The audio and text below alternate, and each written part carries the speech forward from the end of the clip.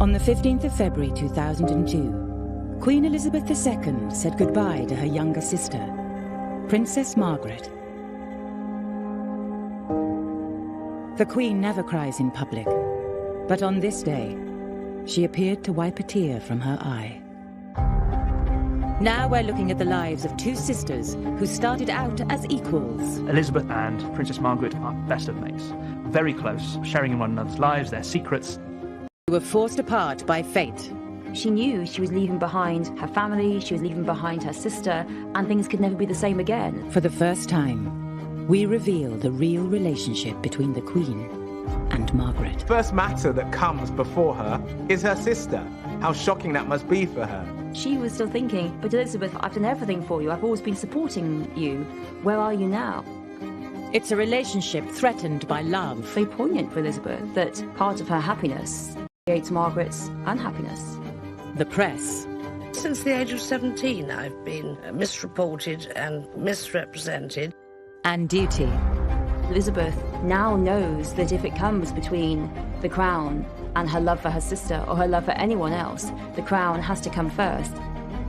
We discover how their bond was tested by war, crisis, and the death of their father. The veil victim was Princess Margaret, and people who saw her at the time terribly, terribly sorry for her. She looked like an absolute wraith.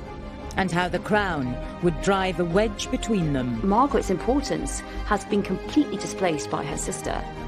No one cares about Margaret anymore.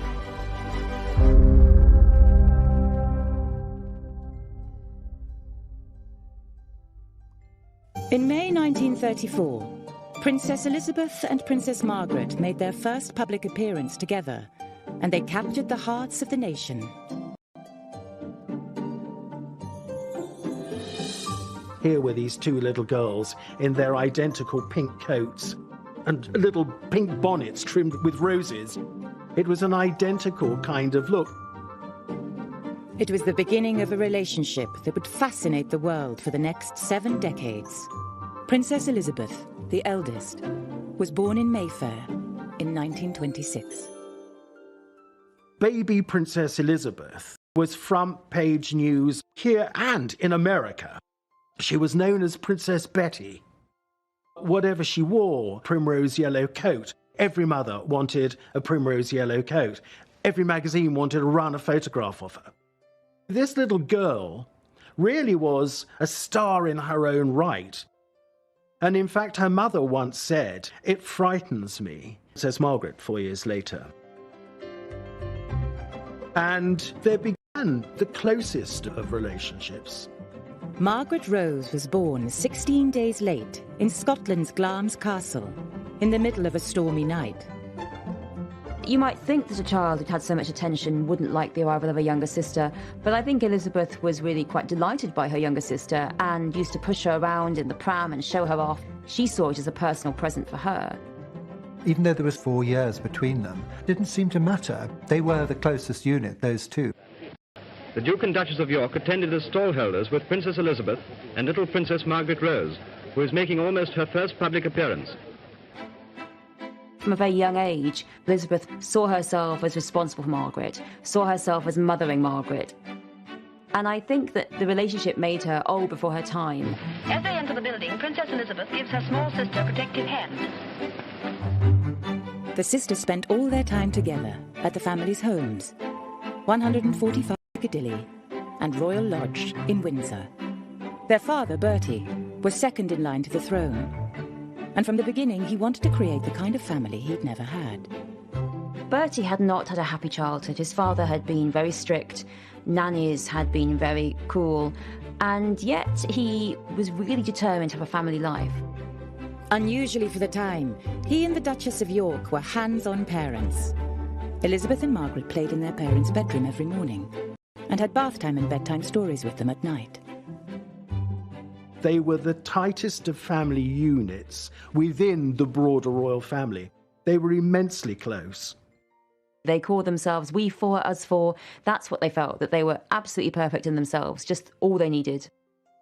The Duke of York referred to Princess Elizabeth, Lilibet as she was known, as his pride, and Princess Margaret as his joy. Although the sisters incredibly close. They already had very different personalities. Elizabeth, she was much more self-assured, but shyer and more reserved. Now, on the other hand, Princess Margaret, he couldn't really believe that he produced this little bundle of joy that would come into the dining room, climbing all over him, hugging him, kissing him. Elizabeth played mother, and she was really fabulous to Margaret. She looked out for her and coerced it. Come on, Margaret, we'll do this together. From a picture such as this, you can gauge how the princesses are being brought up in a gentle, unpretentious atmosphere. Margaret Rose, a lively little person of 8, running and jumping over the obstacles in her path, whatever they may be. Elizabeth was more serious, more studious when it came to... Killer expected Elizabeth to be very upright, very conscientious, and he let Margaret be the fun one. We know that when Elizabeth was a young girl, she was too methodical. She used to line up her shoes, smooth out everything, and Margaret used to really take the mickey out of her and make Elizabeth laugh at herself. And like most sisters, they sometimes argued. And there'd be fisticuffs. Apparently, Princess Margaret, being shorter, could go in, for the kill with a good bite or something. They were two normal girls, and they had their rivalries and their jealousies. Princess Elizabeth would sometimes say, "Margaret always wants what I want." Because they weren't in direct line to the throne, the girls had privileged but unremarkable lives mapped out for them. The expectation for these two little girls is that they're going to marry suitable men, they will start happy family lives themselves, and whilst certainly supporting the core royals, they would live relatively sheltered lives. Elizabeth, at this point, her ambition was to marry a farmer and have lots of horses and have lots of dogs and really be an aristocratic housewife. That's what she wanted to be. When George V was king, there was no indication that Bertie would become king, and certainly not that Elizabeth would become queen. It was almost as if Elizabeth and Margaret were extra royals. Free from pressure, the sisters came as a pair, and the world loved to see them together. In 1936, the Society photographer Lisa Sheridan photographed the two girls for her book, The Princesses and Their Dogs. These are pictures of the royal family playing together. I think we can almost fool ourselves into believing that this is just an ordinary family. Both princesses lived these idyllic, happy lives. They were never denied anything. But their lives were to change forever, and the inseparable sisters were about to be forced apart.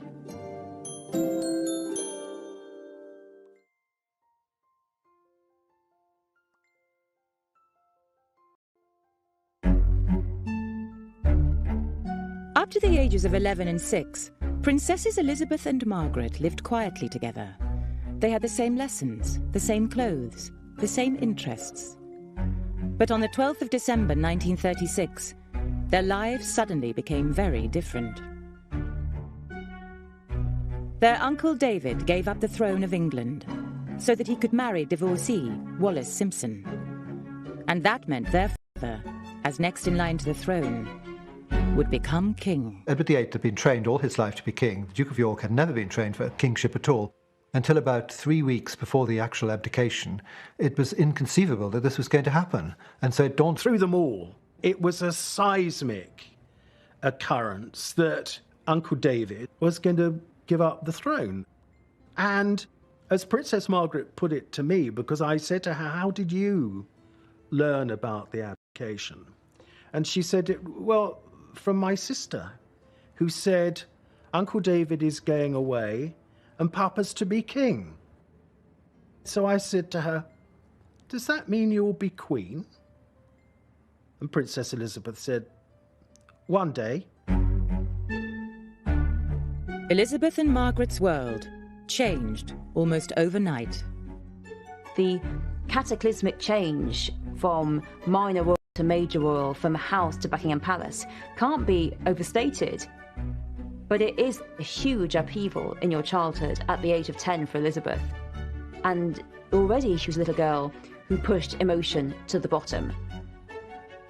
George VI was very stressed by the job of king. It was difficult, it was stressful. He found it hard, and so their available, devoted father was now changed into someone who was more short-tempered, who wasn't around more. It was really difficult for them. Really, Elizabeth and Margaret had to get on with it, and had to get on with it by themselves. Elizabeth and Margaret supported each other a lot during those early days after the abdication. On the 12th of May 1937, the Duke of York was crowned King George VI, and the two princesses were centre stage. They had little dresses designed for them of white lace trimmed with gold bows. Princess Elizabeth's train was slightly longer than that of Princess Margaret. She wasn't happy about that. Why is Lilibet's train longer than mine? The sisters had always been treated the same, but now Elizabeth was more important. She was heir to the throne, and that meant she would need a better education. Princess Elizabeth immediately became heiress presumptive at 10 years old. It was felt that what she needed to be instructed in was constitutional history, European history, and the man that was chosen to do that was Sir Henry Martin, who was the vice provost at Eton College. The sisters, who were used to doing everything together, were now being prepared for very different futures.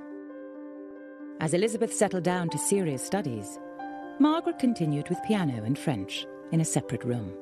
The fact was that Margaret didn't have much of an education, and she had less and less of one as time went on because all the resources were concentrated on Elizabeth. I was talking to her about it on one occasion, and she was very short-sighted, wasn't it? Because your grandfather, King George V, was the second son. Your father, King George VI, was the second son. You were a second child, but a heartbeat away from the throne Princess Elizabeth inherited. Yes, I know, she said. It's very short-sighted.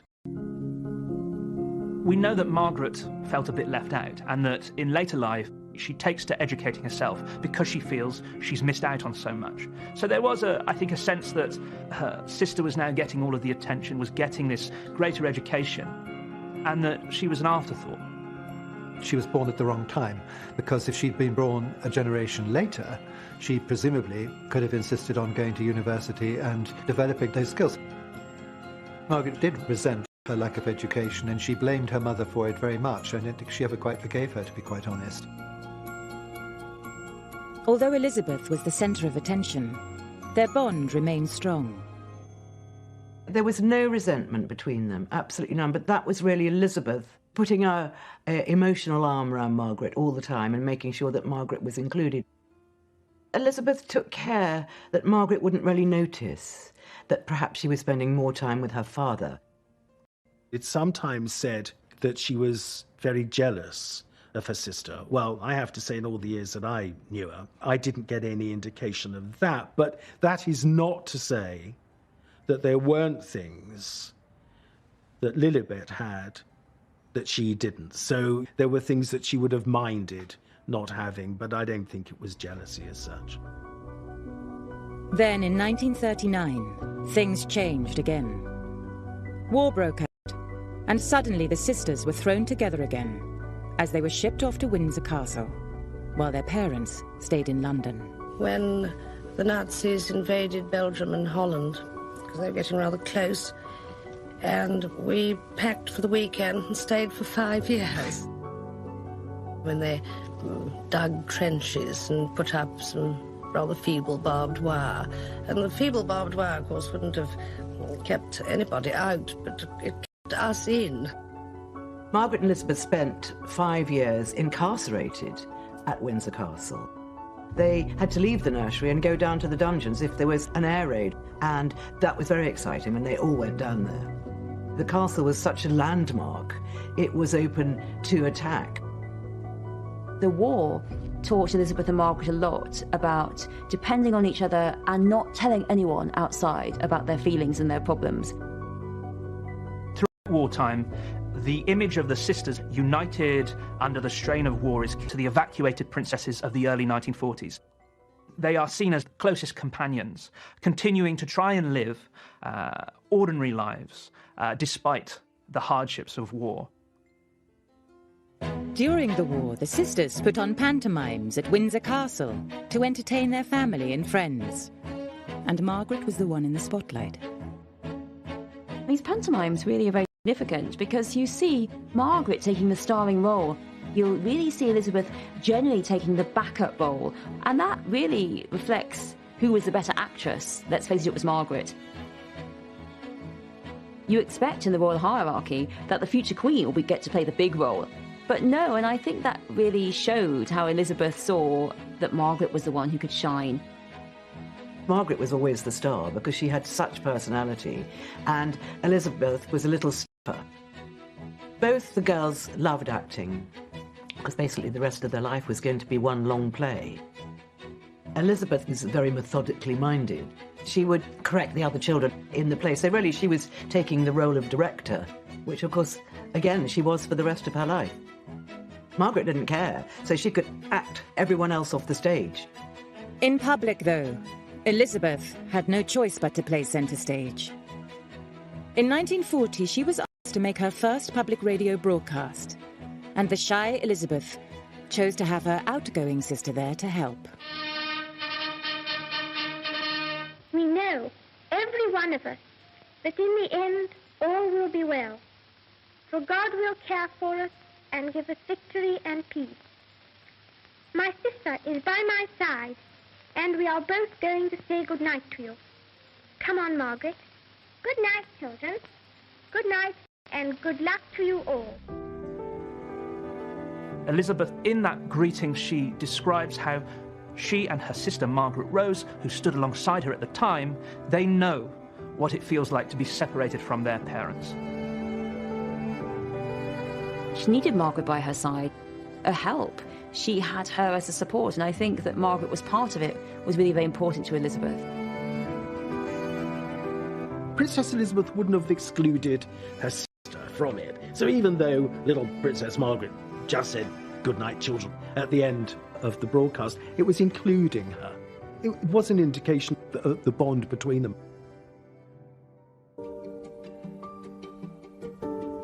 War had made the sisters much closer again.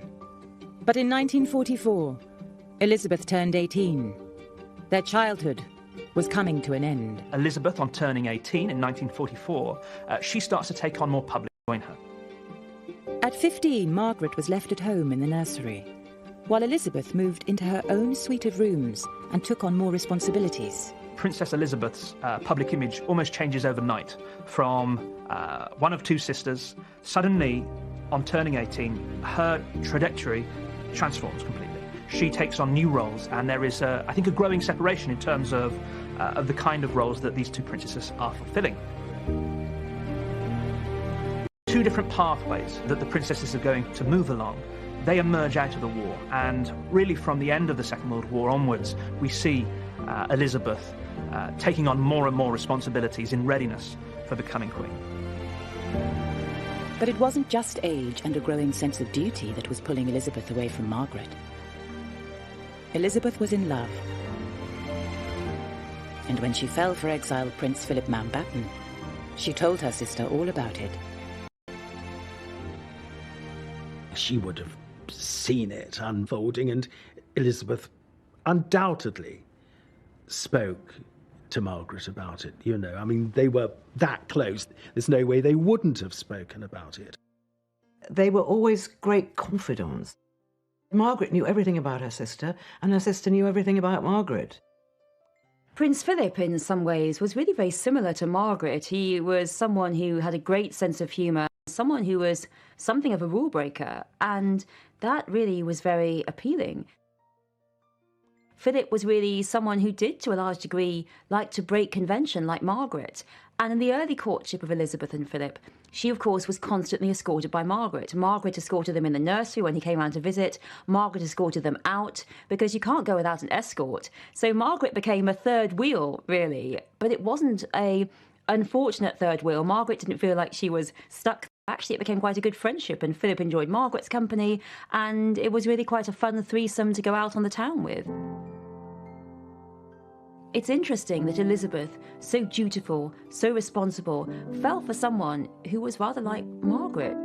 To begin with, Philip joined Margaret and Elizabeth's close relationship. Three of them made quite a good little team, and Margaret was always there.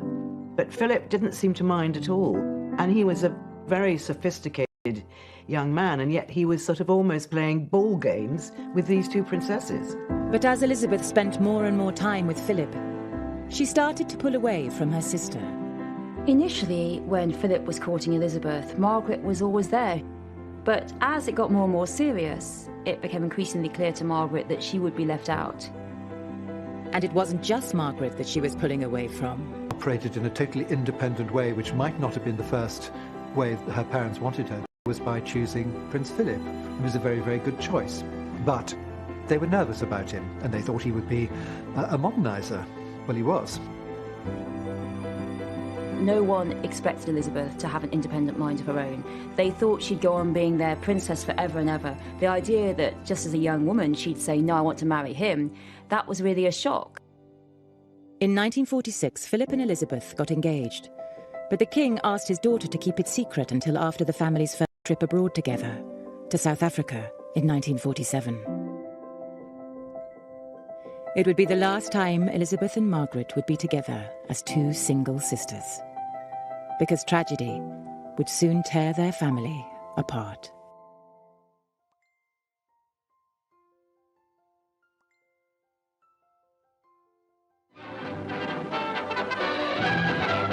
Between two lines of warships, led by Duke of York and Nelson, the Vanguard steamed her course, while ship after ship saluted the king and his family as they passed.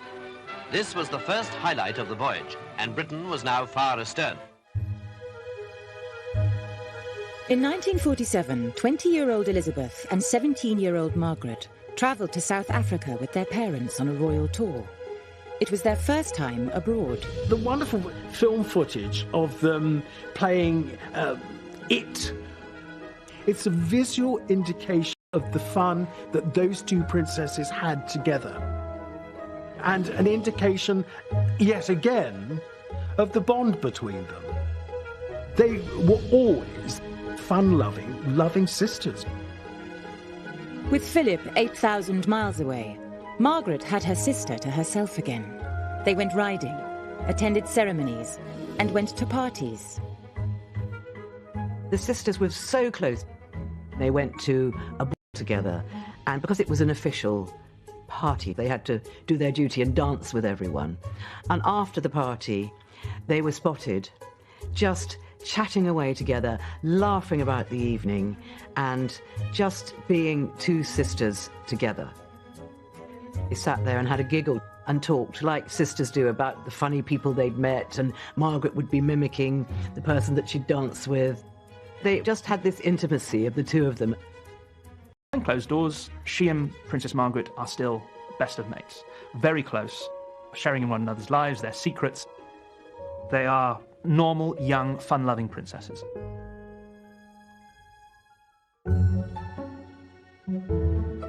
But although they were together again, there was no escaping the reality. On the 21st of April 1947, Elizabeth officially came of age as heir apparent, turning 21 while the family were in Cape Town.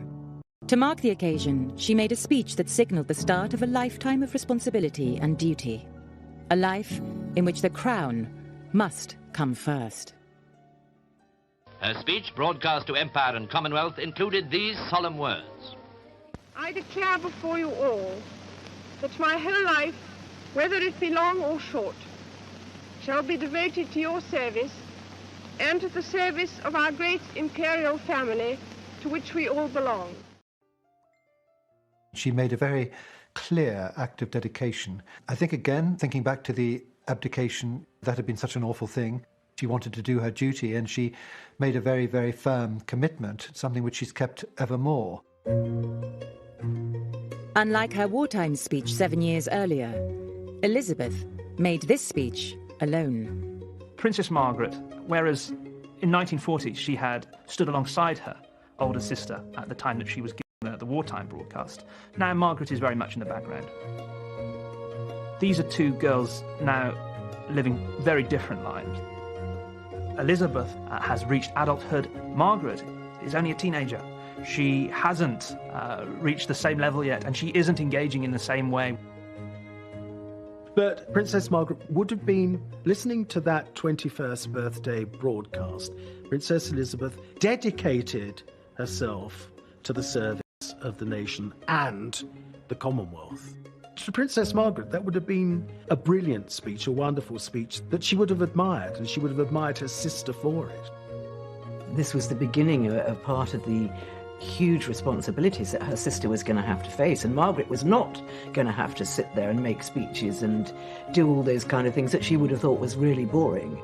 But her sister was going to have to do it, and I think it probably made Margaret feel extremely glad that you know, she was the younger sister, and that she could have the fun, but without the responsibility. Margaret's carefree attitude shows in a letter she sent to their governess, Marion Crawford, known as Crawfie. Crawfie wrote to tell them a bad storm had hit Britain when they were away. Margaret wrote back describing the fun they were having. But Elizabeth replied that it bothered her to be so far away, and she wanted to return home to help. Elizabeth also wanted to get home for another reason. She had not seen Prince Philip for 4 months. When their ship arrived in Britain in July, her lady-in-waiting described how the normally reserved Elizabeth danced with joy on deck. She was so excited to be home. 47. Elizabeth and Philip's secret engagement was finally revealed. The heart of the world is thrilled by the prospect of one royal wedding with a genuine aura of romance. The heiress to the throne and her future husband met the British people. The king looking particularly happy, the Queen and Princess Margaret joined the young couple. For their whole lives, the public's focus had been on Elizabeth and Margaret. But now, it was on Elizabeth and Philip, and Margaret was in the background. There was a mixture of jealousy. Margaret always wanted to be centre of attention. The fact that her sister's attentions were now diverted elsewhere towards this young Greek prince, I think, was a little bit confusing. I think it was for Elizabeth as well, because although she was swept up in the excitement of romance and love and Philip, also she knew she was leaving behind her family, she was leaving behind her sister, and things could never be the same again. So the old unity of Elizabeth and Margaret was broken, and now it was Elizabeth and Philip, and Margaret was on her own. Elizabeth, she knows that her life is set now. She will marry. One day she will be queen. But with Margaret, it's harder to see that. What will the second in line do? What will her future be? Very poignant for Elizabeth that part of her happiness really creates Margaret's unhappiness. The night before the wedding, the family had dinner together alone, before Elizabeth left Margaret to begin her new life. Thousands had assembled overnight, others had arrived at dawn, all eagerly waiting to see and to cheer the royal processions on this day of their own princess's marriage. And at Kensington Palace, His Royal Highness the Duke of Edinburgh, with the Marquis of Milford Haven, his best man, checked the time for the start of his drive. A few moments too early, and then, lucky omen, a sweep stands by just before the bridegroom enters his car.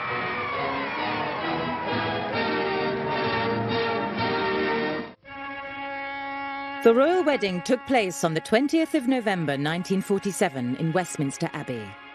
Margaret was chief bridesmaid. She took great care that her sister's train shouldn't catch on anything and was constantly straightening it.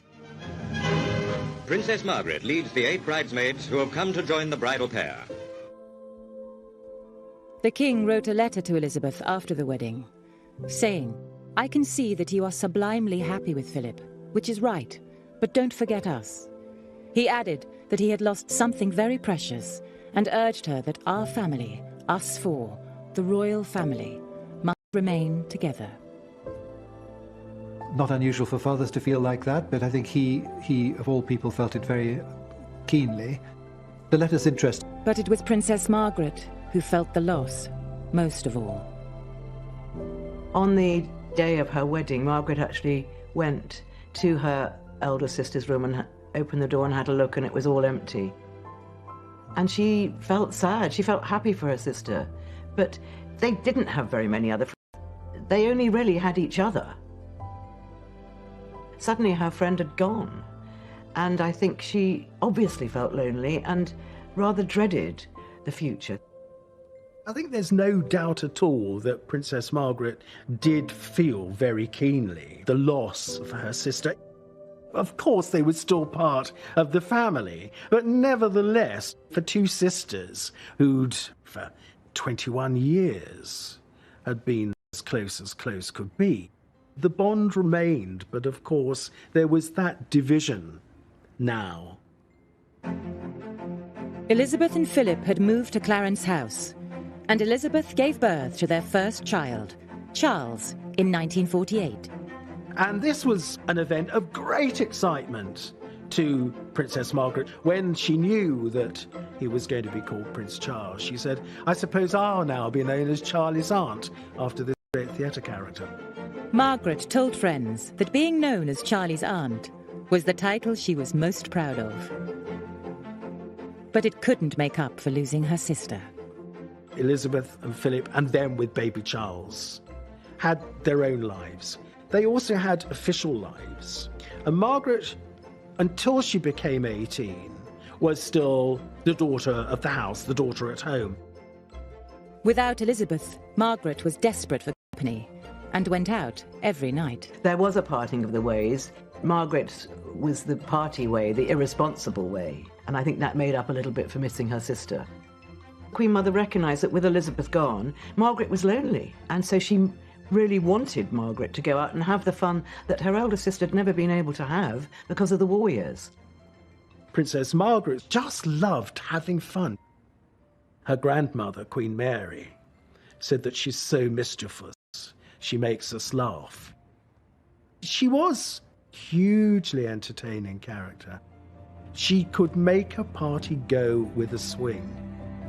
And the press loved photographing Margaret out on the town. He was the archetypal clown, the tears of a clown. She was fun, she was beautiful, she was exciting. At a party, everyone wanted to speak to her, but underneath it, there was a lot of pain and damage.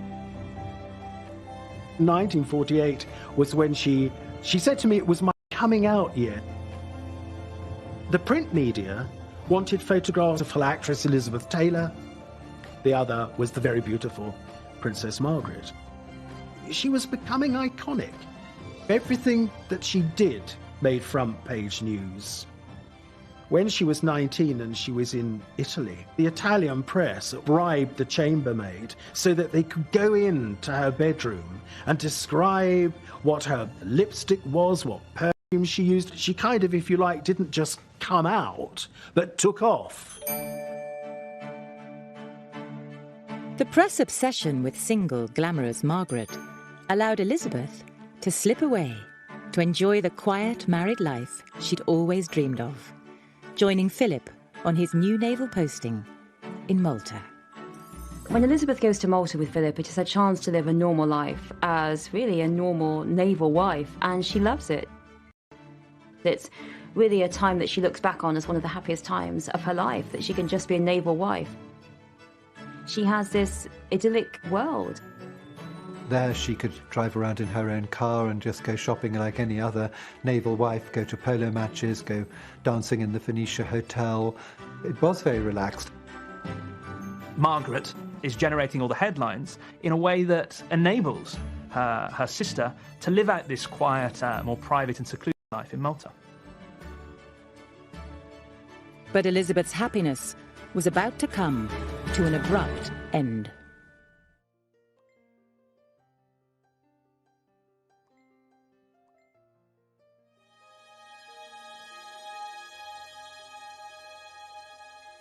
King George's health was declining. Both his daughters stood in for him more and more on royal duties. And in 1952, Elizabeth and Philip rushed back from Malta to take the King and Queen's place on a royal tour of the Commonwealth. The King and Queen and Princess Margaret and others saw Princess Elizabeth and Prince Philip off on the plane. Those images are the last images that we, the general public, see of the King. He didn't look well, and yet they can't have been expecting him to die as quickly, otherwise I don't think they would have sent Princess Elizabeth off on such a long tour. But it must have passed through their minds that they wouldn't see each other again, so those images are very poignant. A very warm-hearted reception had been prepared for Princess Elizabeth and the Duke of Edinburgh. and there was a special reception for school children on the lawns of Government House. The Princess and the Duke, driving slowly round so that all the 12,000 children could see them, received a tremendous welcome. On the 5th of February 1952, Margaret was home with her parents at Sandringham. They'd been out, they'd come back, they'd had a lovely evening. And then the king retired to bed.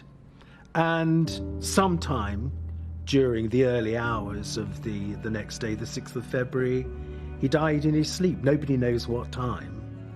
And this, of course, was just totally devastated Princess Margaret.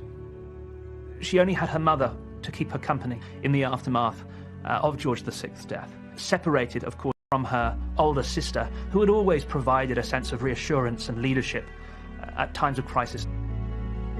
The big difference between the two sisters is that with her father's death, Elizabeth is now queen. And with that role comes the business of queenship, duty, service, and public engagements. She has new roles to fulfill in the absence of her father. Margaret, on the other hand, doesn't have all of these roles to fulfill. Margaret felt completely alone. George VI had always spoiled his Princess Margaret. He'd had this very close relationship with Margaret. He is gone and she is bereft. She loved him dearly and writes later how much she missed him, how much a good man he had been. And instead, all she has for company now is her grieving mother. In my view, the great love of Princess Margaret's life was her father. She absolutely adored him. And his death, bear in mind, she was only 21 years old. Just absolutely floored her. She was devastated. But Margaret, through this whole period, was actually very much on her own. She was very much alone. And Princess Elizabeth, who of course had instantly become queen, was very much aware of this. She wrote to a friend saying that I have a husband, I have children, I have a job to do. But for my mother and sister, they will find it terribly lonely. It's really very difficult for Margaret and for the Queen Mother. All of a sudden, they're not important anymore. They were always the royal family. Now they're not. Now they're just also-rans, and it's the Queen and Philip who are important. Margaret's importance has been completely displaced by her sister, and it's hard for Elizabeth to see her sister suddenly being sidelined. No one cares about Margaret anymore. All attention is on the Queen, Philip, Charles and Anne. The King's death was the greatest tragedy in Princess Margaret's life. She lost her mainstay, a father by sedatives.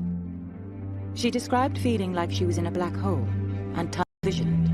We were having lunch on one occasion, and she did say to me, "Oh, Christopher, I do wish you'd met my father." Even as an adult, she would still ask, why did he have to die so young? And she could get very emotional about it. She really could. Margaret actually went to pieces, and she was totally in shock. She really didn't believe that he was going to die. And her sister wasn't there. Her sister was married. Her mother was also in shock and grief, so she couldn't turn to her mother either.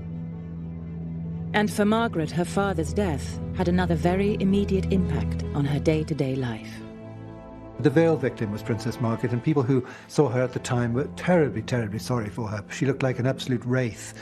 Suddenly she'd lost everything. She would, of course, come to Windsor, Balmoral and Sandringham again, but now as a guest. These had been her homes before. And of course, in due course, she would move out of Buckingham Palace and move into Clarence House with the Queen Mother from early 53 through till 1960. It was not actually the best arrangement for her at all. For Elizabeth, it is different. She is above all the Queen, and she has the crown, and that takes precedence. And Elizabeth, who has always been the image of duty, now knows that if it comes between the crown and her love for her sister or her love for anyone else, the crown has to come first. Margaret was no longer just Elizabeth's sister. She was also her subject. And on the 2nd of June 1953, the nation was gripped as 27-year-old Elizabeth Windsor was crowned at Westminster Abbey. This is the biggest moment of her life. Not only are all the world's eyes trained on her at the centre of Westminster Abbey, she's also got her family staring down at her. And in the front row is her younger sister, Princess Margaret. I think Princess Margaret would have been aware that this was a hugely significant moment in her sister's life where she almost became another being. The moment of anointing, the moment of consecrating. It took her to another level, elevated her above all people.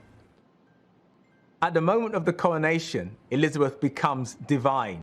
She actually grows another body, and this divine body is not the sister of Margaret. It is the Queen. It is head of state. Lady Glenconner, one of the maids of honour at the coronation, said to Margaret afterwards, "You looked a bit sad." And she said, "Of course I'm sad."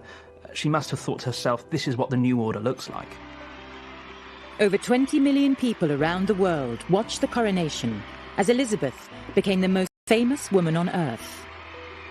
Elizabeth, crowned the head of a great family of nations. Long may she reign.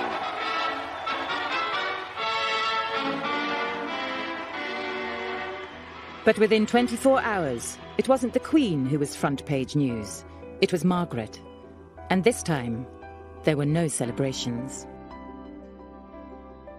The story that put her there would drive a wedge between the two sisters and cast a shadow over Elizabeth's first year on the throne. So in the lead-up to the coronation in 1953, there are already rumours in Fleet Street amongst newspaper editors and journalists that Princess Margaret is romantically involved with a divorced man. And if you like, the journalists are looking for an opportunity to tell this story. The man was Group Captain Peter Townsend.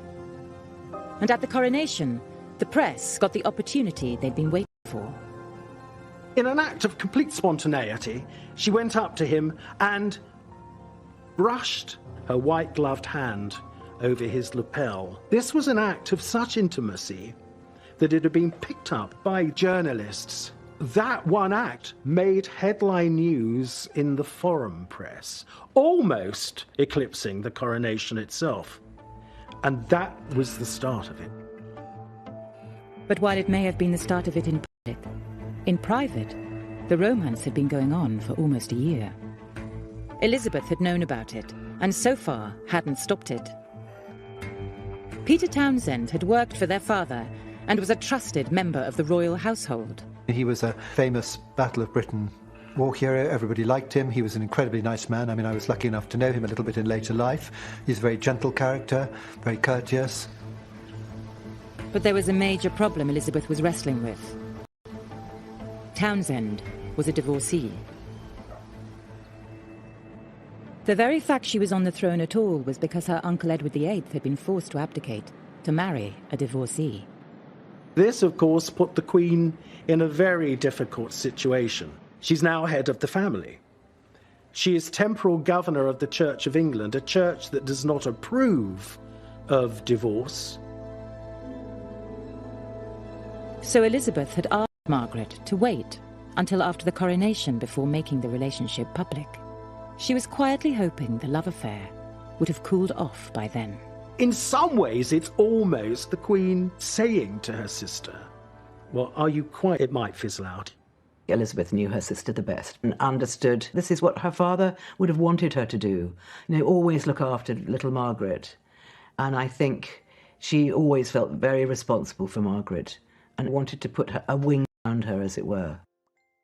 Both the Queen Mother and the Queen, both Elizabeths, really thought that it was Margaret's fascination and infatuation with a much older man. It would blow over, nothing would happen. And so as a consequence, it wasn't stopped, it wasn't discussed until it was far too late.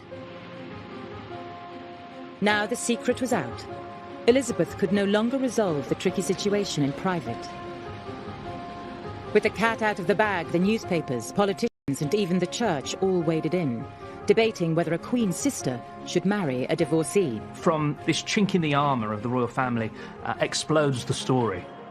For months, the coronation has been dominating the press coverage of the royal family, and Elizabeth has been the central figure in that narrative. In the days and weeks immediately after the coronation, all of that attention switches onto Margaret. She becomes the story. But Elizabeth had yet another complication to consider. The Church of England bans marriage to divorcees, and there's even a law that forbids royals from the line of succession if they break this ban. It's clear that Elizabeth and Margaret are no longer just two sisters. They're now queen and subject, and the toughest challenge their relationship has ever faced is about to come to a head.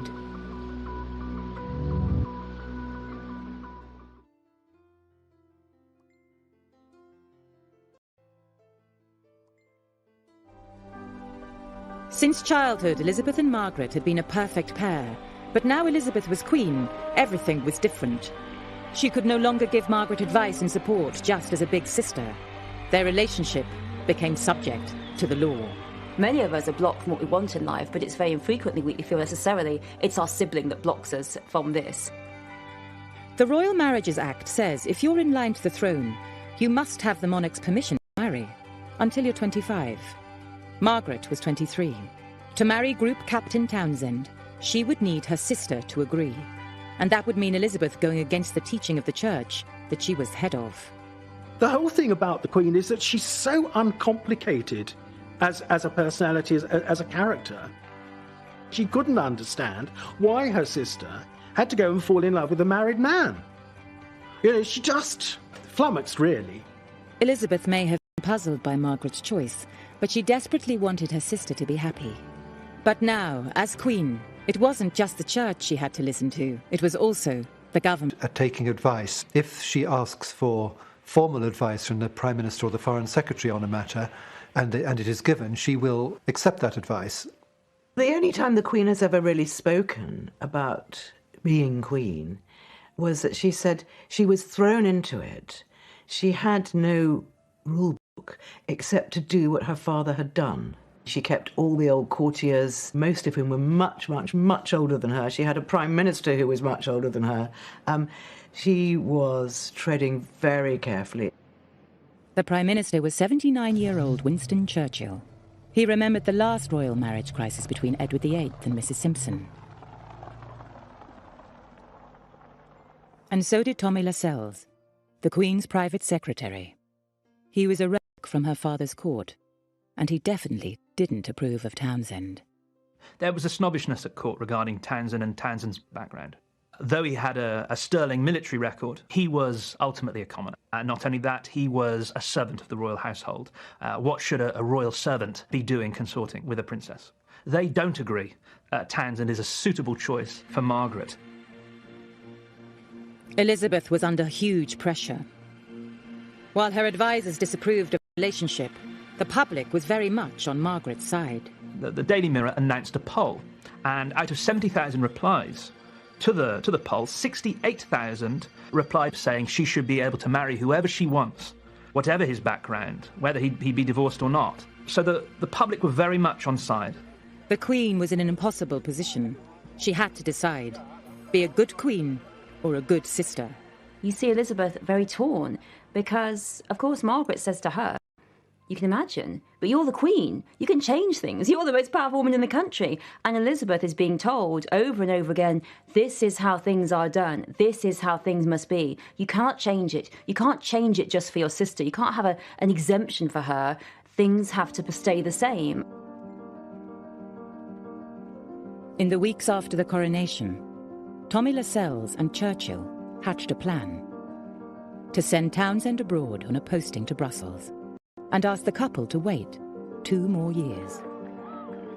In the meantime, the Queen Mother and Princess Margaret are going off on an official visit to East Africa. What they do is to get rid of him 2 days before the Queen Mother and Princess Margaret come back to London. And Princess Margaret really minded that. She said, we were promised that we'd be able to say goodbye, that we were promised that he wouldn't go before I got back. Lascelles' plan was a blow to Margaret, little choice but to agree. Margaret found it very difficult. Really, Peter Townsend had been someone she relied on. She missed him, she wasn't allowed to see him. For Elizabeth, the relationship of the sisterhood had been superseded by the crown. But for Margaret, the relationship with the sisterhood was still paramount. So she was still thinking, but Elizabeth, you're my sister. I've done everything for you. I've always been supporting you. Where are you now? One of the problems for Princess Margaret was not having anybody to talk to. Elizabeth stepped back. She had to. She didn't want to give a personal lead. She couldn't give a personal lead. The situation was painful for Margaret. And for her sister, it made the difficult job of being a new young queen almost impossible. Well, the Queen's not great at confrontation, and she does compartmentalise things. She had 2 young children, a gorgeous young husband, and suddenly she was queen in a man's world. Very much a man's world. Despite her personal feelings, Margaret could see the pressure her sister was under. And so, with Townsend away, she decided to help Elizabeth. Margaret saw that her sister was really going to need her. You know, even if it was just a telephone call in the morning to cheer her up. And they did speak every day on the telephone. For the next 18 months, Margaret focused on her family. They spent time together at Royal Lodge, Windsor, with Charles and Anne, and up at Balmoral. She was a very attentive aunt. The Queen always called her sister Margaret. And Charles, Anne, later Andrew and Edward, William, Harry, all knew her as Margot. That was the family name. Margaret sort of took upon the role of helping her sister, and she was brilliant with the children. She absolutely adored Anne and Charles. She was the one that helped them and encouraged them with their schoolwork and made life fun for them. So I think she sort of found a little role for herself. With Townsend in Brussels, Margaret had put her sister first and her love life second. Then, in August of 1955, she turned 25. Now she no longer needed Elizabeth's consent to marry. But things weren't that simple. Margaret knew that if she went ahead and married Townsend, there would be serious consequences. If she decided that she and Townsend were still going to marry, the only option would have been a civil marriage. And at that time, she would have lost her civil list income. She would have lost her role as a working member of the royal family. She would have lost her place in the line of succession. Her sister on public occasions. But there was a tiny glimmer of hope. There was a new Prime Minister, Anthony Eden, himself a divorcee. That summer he visited Balmoral, and Margaret's problem was one of the main subjects he discussed with the Queen. As Elizabeth and the Prime Minister wrestled with the issue, Margaret herself wrote to Eden. And she said there would be a lot of speculation about Peter Townsend, and she said he would be coming back on leave in October, and she hoped to see him. And she said, it's only by seeing him that I can decide whether I can marry him or not. On the 12th of October 1955, Townsend returned to Britain. The tabloid journalists and photographers are following him everywhere. There's great speculation as to what it was they were talking about. What were Margaret and Townsend discussing? Was it a future together, or was it a breakup? Over the days that followed, Margaret continued her royal duties.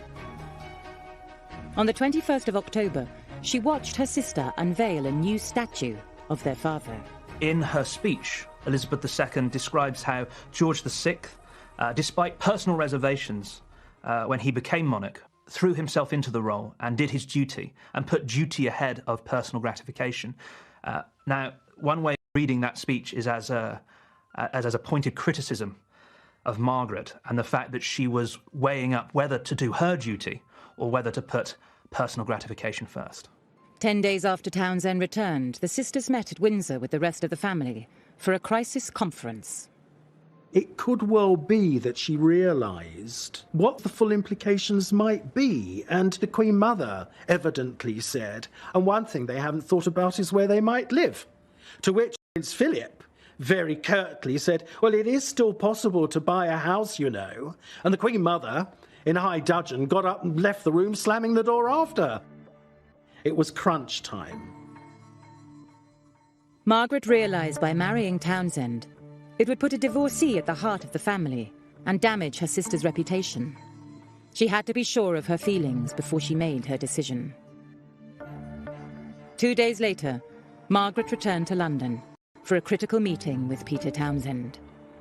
She's got the doubts that the feeling isn't as strong as it was, and that was undoubtedly on both sides.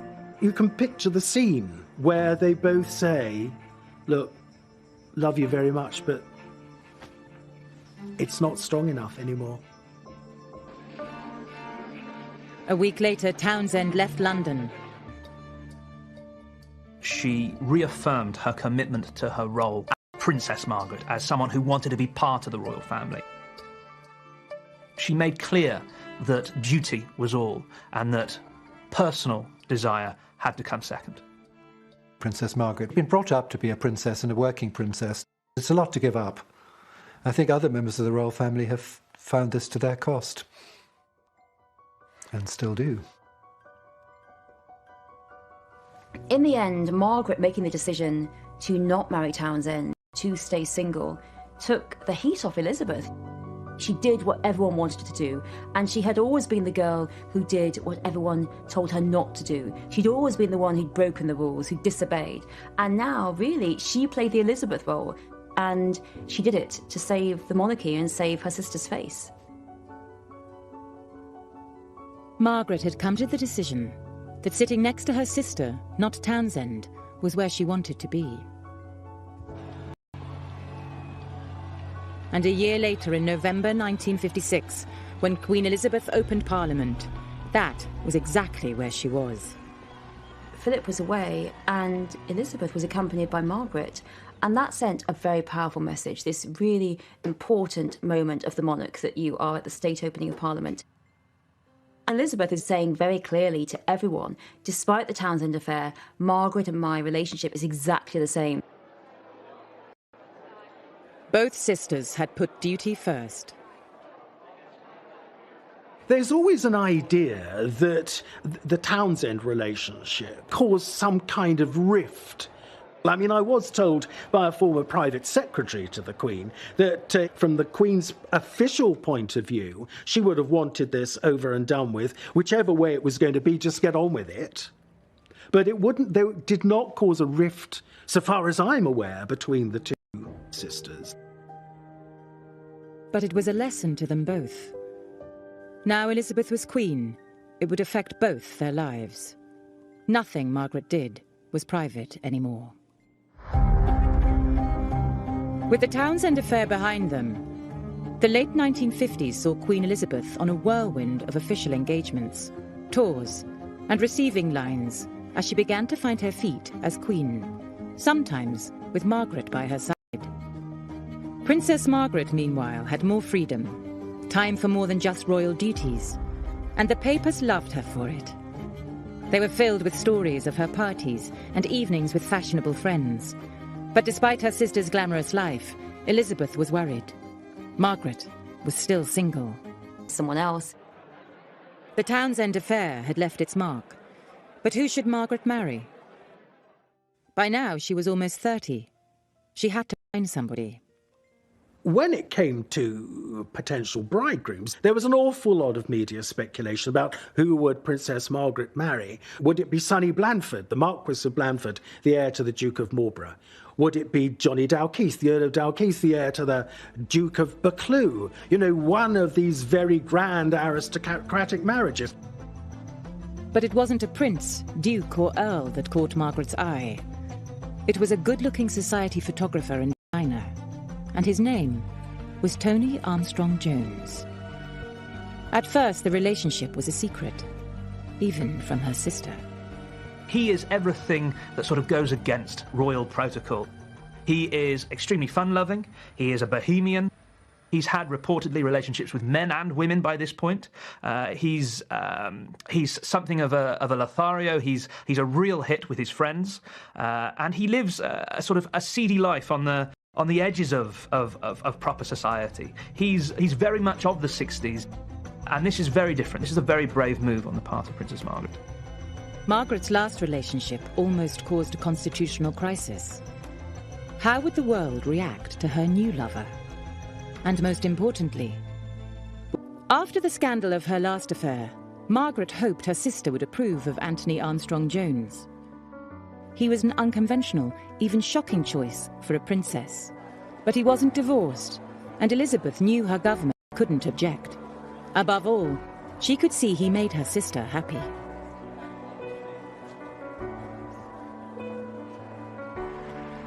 Desperate for Margaret to settle down, Elizabeth encouraged the relationship. She even asked Tony to redesign a building at Sandringham. And when Tony delivered the design, it was the perfect opportunity to ask permission to marry her sister. The princess said, "Can you imagine what the footman must have thought?" Because the Queen pressed the button for her page and said, "Please ask Mr. Armstrong-Jones to bring in his model." So in he went, and Margaret was there, and the Queen Mother was there, and the doors closed, and suddenly whoops of laughter and cheers and all the rest of it, that the Queen had said, "Yes, of course you can marry," and all the rest of it. What must the footman have thought that for Mr. Armstrong-Jones just bringing in his model? I think Elizabeth and the royal family were really quite pleased by Tony. The family felt that all their guilt over the Townsend affair could be washed over, because here was the number one, here was Mr. Right. This seemed to really say to everyone, you all made the right decision around the Townsend affair. Elizabeth was happy for her sister. And Margaret and her new husband soon became the toast of the town. Princess Margaret and Tony Armstrong-Jones, who then became Earl of Snowdon, of course, were the royal families, the monarchy's golden couple. They encompassed all the glamour that anybody could want when it came to royalty. Here you'd got this incredibly beautiful princess who was really at the height of her popularity, you know, and everything they did made news. Everybody wanted to breathe the same air as Margaret and Tony. By 1964, Margaret and Tony had 2 children. To the world, they were the picture postcard family. But Margaret was still a working princess with a job to do. She, like her sister, needed a husband who could cope with the pressures of royal duties. Elizabeth had made a good choice. One of the interesting things about the Queen, by choosing Prince Philip, in a sense, she chose somebody her own size. I mean, it's a very balanced relationship. The Queen's marriage has been obviously incredibly powerful and strong. They're like 2 great big oak trees side by side. But after 2 years, it was becoming obvious that Tony wasn't prepared to follow his wife around. He was itching to do something. He did not want to be, for the rest of his life, Mr. Princess Margaret. He didn't want what he wanted at all. And it was the Queen and Princess Margaret who actually said, well then, for goodness sake, go back to work. But despite this concession, the marriage began to flounder. Snowdon and Margaret's relationship was very, very passionate, but it quickly became toxic, and he treated her very badly. He had a lot of affairs, and he didn't keep them secret. And even when he was with Margaret, he was really, really unkind to her. He used to leave these really nasty little notes around the house. Nasty and carefully thought out cruelty. In private, the marriage was going from bad to worse, but Margaret and Snowdon tried to hide it from her sister.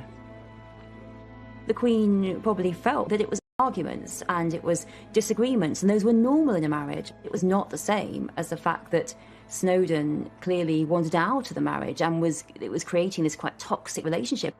She would just advise Margaret just to keep trying, because that's what she always says. And she's the one that always says, no, please, no divorce, just try and work at it. Just try for another 2 years, give it time. But I don't think that the Queen would never have any idea of how vicious and nasty it was. The Queen assumed it was her sister being difficult. When they were children, Margaret had been demanding and liked to be centre of attention. The Queen and the Queen Mother were very fond of Tony. We can see a link back to the naughty princess, the trickster, the prankster, Margaret wanting things her way. There was a feeling within the family, unfairly, that this was all Margaret's fault. Elizabeth didn't realise the depth of Margaret's unhappiness.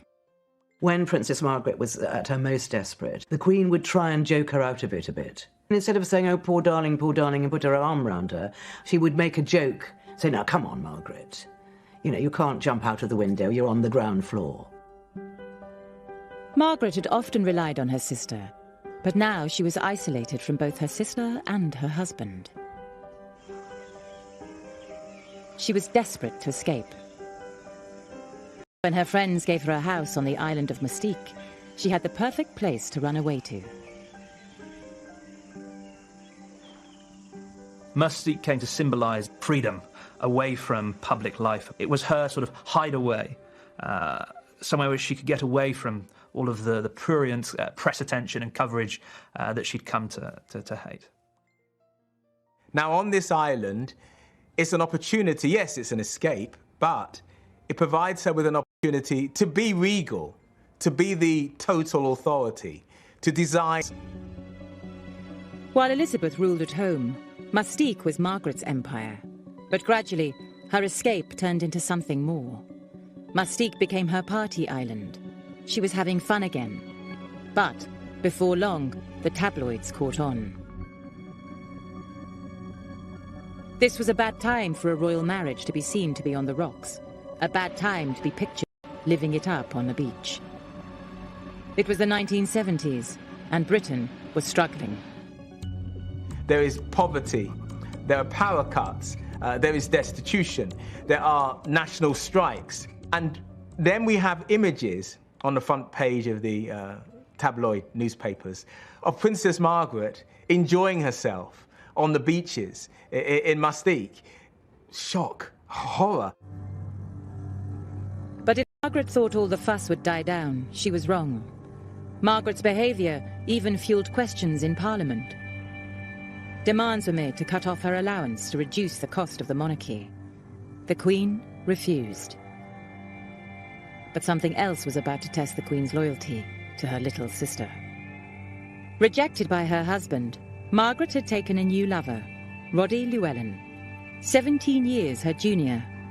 Once again, Princess Margaret's love life was front-page news. When it became public, there was a huge amount of criticism about this. You know, here you've got Princess Margaret becoming involved with a man 17 years her junior, her toy boy. She was called a kept woman and a floozy in Parliament. The Queen was not happy about this, and she said words to the effect, "What are we going to do about my sister's gutter snipe life?" And there was even talk within number 10 Downing Street. Should she be taken off the civil list? And if this is, if this is the life that she wants, what should happen? I don't think the Queen was too sold on that idea. But even Elizabeth felt her sister had gone too far. Her lifestyle was threatening the reputation of the royal family. She decided enough was enough. The palace released a statement. Margaret and Snowdon's marriage would end. The sisters had been brought up to think divorce spelled disaster for the royal family. And now, the worst had happened. The Queen hoped that this would be an end of it. But the press wouldn't leave Margaret alone. There's a degree of double standards. If it had been an older man with a younger woman, he would have been on the front page and perhaps paraded. At the time, sort of chastised her for lack of morality. Few people have suffered more than you from wild and inaccurate and irresponsible press stories, especially in foreign papers. Can you laugh at them, or do you find them aggravating? I find them extremely aggravating. I think since the age of 17 I've been misreported and misrepresented. They're not worth denying, really, because they're usually inaccurate. For decades, the press had been obsessed with Margaret's private life, and it had often caused tension between her and her sister. Now, as she entered her 50s, Margaret had a tough choice to make. Would she choose happiness in her private life, or would she again give it up for her sister and the crown.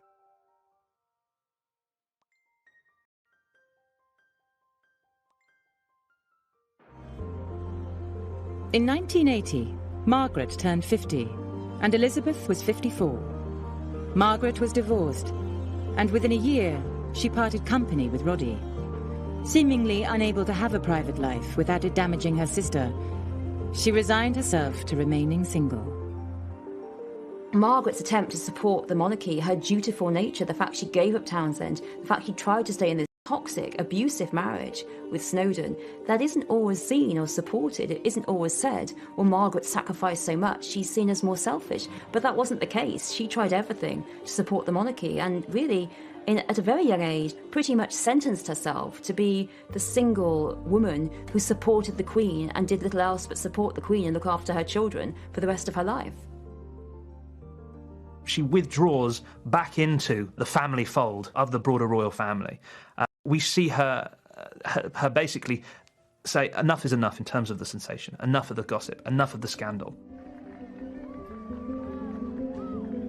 From now on, Margaret would stand beside her sister, back to the way they used to be. Margaret, despite her partying, her smoking, her drinking and her dramas, had great respect for the institution of the monarchy and a great respect for her sister being the head of the monarchy by being queen. During the 1980s and 90s, Margaret went into royal overdrive, supporting her sister in an endless round of duties. Princess Margaret's commitment to her official engagements was total. She said that she never wanted just to be a name on a letterhead. There was no point. There was a long staircase when I was at the top to greet them. And as they walked up, they looked like two sisters with a complete rapport, you know, sisters enjoying each other's company and having a gossip and a giggle. The interesting thing was they then separated and worked the room in different ways. But it was very clear that Princess Margaret was keeping an eye on the Queen, because they finished their lines at exactly the same time, and therefore were able to leave at exactly the same time, and one wasn't waiting for the other. The sisters had been brought up to believe in their duty to the crown, and in the end, for Margaret, this meant duty to her sister. Princess Margaret did 200 events in my time, and at each one she'd have met 50 people, and so that's 10,000 people, complete strangers that she would make small talk to. And after a while I thought, she can't actually enjoy that. It can't be pleasurable. And you have to think, why would she have done that unless it was a sense of duty to the Queen? When the Queen was in her late 60s, she had to endure the very public breakdown of her children's marriages. And Margaret was there for her. I think the sisters became closer when everything started to go very wrong for the Queen. She was in those very traumatic years of the 90s. Diana had always been very close to Margot. She adored Margot. To start off with, she and Diana got on extremely well. There was an occasion when Diana had a jacuzzi, as Princess Margaret put it, jacuzzi. And Diana wanted her to see it, and the princess thought this was so brilliant that she wanted a jacuzzi as well. They were very close to one another until it all started to go wrong between Diana and Charles. When she saw that Diana's behaviour was bringing the monarchy into disrepute, she was angry because the monarchy was her sister. Margaret thought that Diana wasn't doing the right thing, that she thought that this was disrespectful to the Queen, to the idea of monarchy. And that's when there was the cut-off. If she felt that you were in any way letting the Queen down, being disrespectful to the Queen, betraying the Queen, that was it. She was always there. And I think she tried to help her sister to see how difficult life was for her children, and how sometimes it was better to just say, well, look, forget it and let them get on with it, let them divorce, let them part. And you know, it's just life's rich pattern, really, and just because you're royal doesn't mean it can't happen to you. Sister who looked after her again. We know that as Princess Margaret's health deteriorated, that the Queen asked her press secretary to basically get in touch with the press editors and the journalists in the UK to stop the interest in her sister. On the 9th of February 2002, Margaret died in hospital in London. She was 71. Elizabeth had lost her sister and her best friend. The loss of Margaret was really cataclysmic to the Queen. It was very, very painful. The Queen did see that Margaret's health had been put under strain by what had been denied to her emotionally. It's a very lonely place, being sat atop a throne, and to have a companion, to have a confidant who you can confide in and who you can tell your secrets to, and who shares in that life with you, I think was extremely important to both women. Even after her death, the press still painted Margaret as a rebellious, chain-smoking partygoer. But the truth is, much of her life was a dutiful one. By the time of her death, she'd been patron of 42 charities and had carried out 99 official visits overseas and thousands of royal engagements. Above all, she stood by Elizabeth, supporting her all her life. When we look back at the princesses' lives together, we could say that Margaret ended up sacrificing quite a lot. In some cases, she had given up something that she had wanted to maintain the strength of the monarchy and her sister's reign. Margaret didn't choose to sacrifice all for the crown because she loved the crown above all. She chose it because she loved her sister above all. She wasn't sacrificing for the crown, she was sacrificing for her sister. It was an unbreakable bond in a way that it's probably difficult for anyone outside the royal family to understand, because their life is so unique and so different and basically so dedicated to duty, and in a way destroyed by the fact that they're always on public show. So only Margaret would really know how that felt.